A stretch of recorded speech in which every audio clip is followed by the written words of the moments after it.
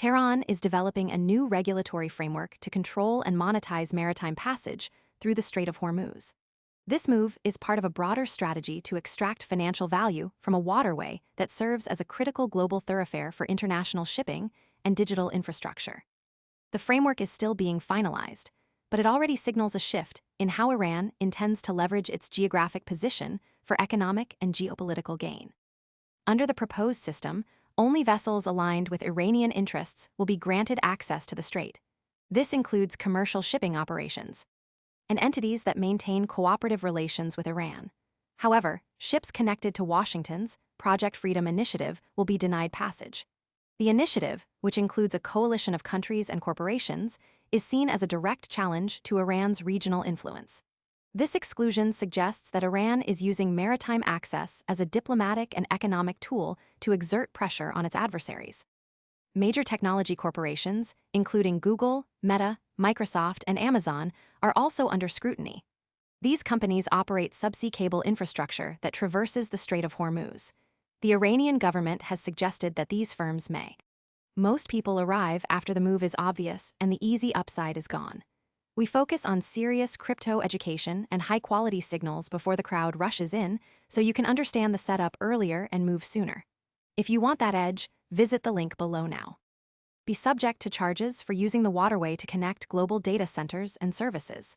The potential for financial obligations raises concerns about the impact on global internet infrastructure, which relies heavily on these undersea cables for connectivity. Iranian government-affiliated outlets have hinted at possible interference with cable systems if payment demands are ignored. This is not an idle threat. The Strait of Hormuz is a vital artery for global trade and digital communications. Any disruption to this corridor could have cascading effects on international commerce and internet access, particularly for regions that depend on the strait's infrastructure for connectivity. Earlier reports indicated that Tehran might accept cryptocurrency, particularly Bitcoin, for transit fees. This opens the possibility of a new revenue stream for Iran, one that could bypass traditional financial systems and sanctions. It also aligns with broader trends in global finance, where digital assets are increasingly being used for cross-border transactions and regulatory compliance. The framework is still in development, and details have not yet been officially released.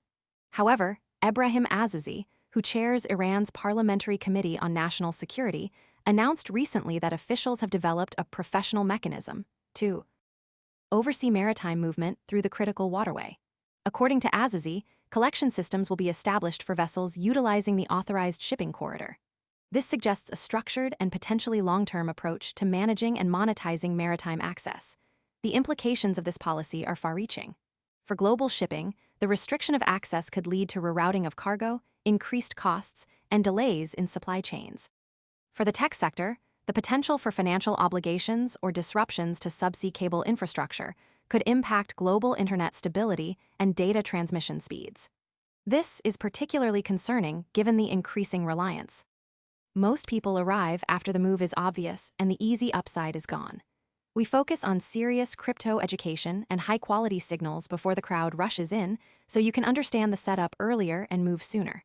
If you want that edge, visit the link below now.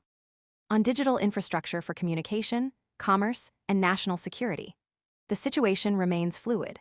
While Iran has not yet issued formal payment demands, the mere possibility of such a policy has already sparked diplomatic and economic discussions among global stakeholders.